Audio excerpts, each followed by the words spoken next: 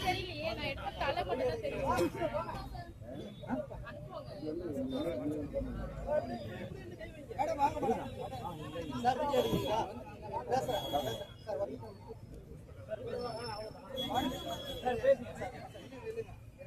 மாண்புமிகு தமிழக முதல்வர் சமூக நீதி காவலர் ச. ஜோசப் விஜய் அவர்களின் தளபதி அவர்களுடைய பிறந்த நாள் இன்று சென்னை உயர்நீதிமன்றத்தில் தமிழக வெற்றி கழகம் வழக்கறிஞரின் சார்பில் மரியாதைக்குரிய மாநில ஒருங்கிணைப்பாளர்